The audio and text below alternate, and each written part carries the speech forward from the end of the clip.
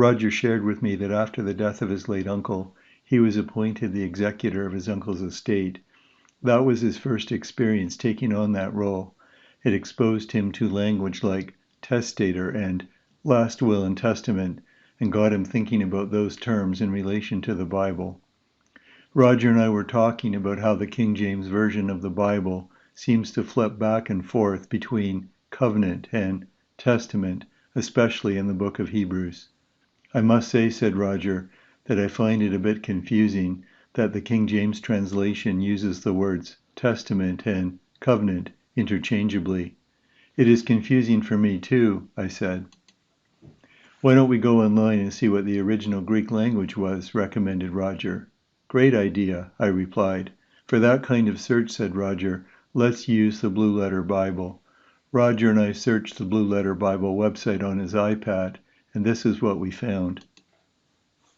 From Strong's Concordance, we learned how to pronounce the original Greek word. Strong's G 1242, diatheke, diatheke. And could see that it was used 33 times in the New Testament. I see, said Roger, that of its 33 occurrences, it was translated as covenant 20 times and as testament 13 times. It's the same Greek word in all cases. Strong's number 1242, Roger added. We scrolled down further. See, said Roger, in Hebrews 8 and 8, the translators called it the New Covenant, but in Hebrews 9 and 15, they called it the New Testament. I don't understand this inconsistency. The same word should have the same meaning in the same context, noted Roger. Another thing that puzzles me, said Roger, is why the two sections of the Bible are called the Old Testament and the New Testament. Tell me more, I prompted. Because Hebrews 8 and 8 is quoting about the New Covenant from Jeremiah 31. Jeremiah is a book that is considered part of the Old Testament. You're right, Roger, I said.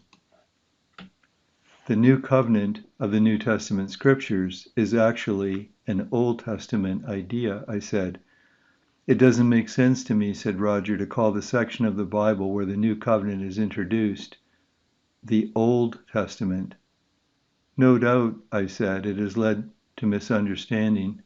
Many today incorrectly think that the New Covenant arose at the time of Jesus and the New Testament Scriptures. Roger and I looked over a long list of translations on the BibleGateway.com website for Hebrews 9 and 15. I can see that modern translations are consistent and use covenant, noted Roger, unlike the King James Version.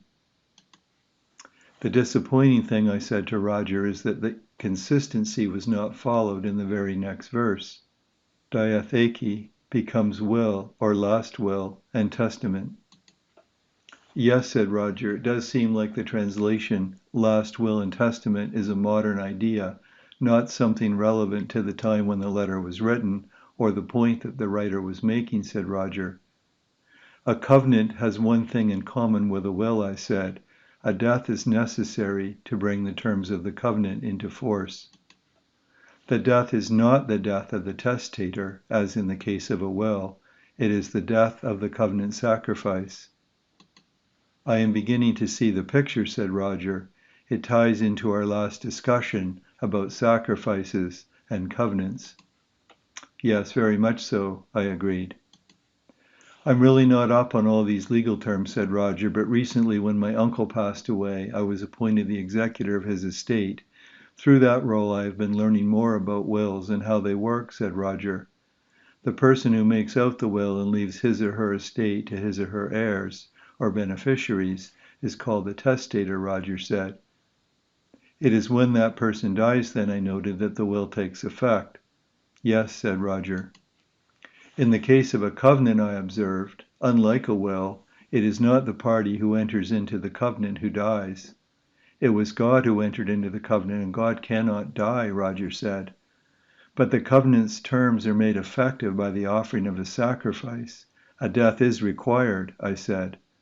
The covenant sacrifice was Jesus. It was his death, said Roger.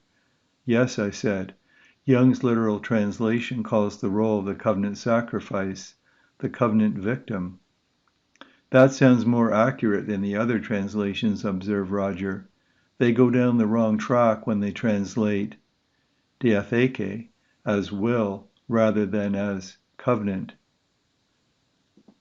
They read that the one who makes out the will is the one who dies. They lose the concept of the covenant sacrifice.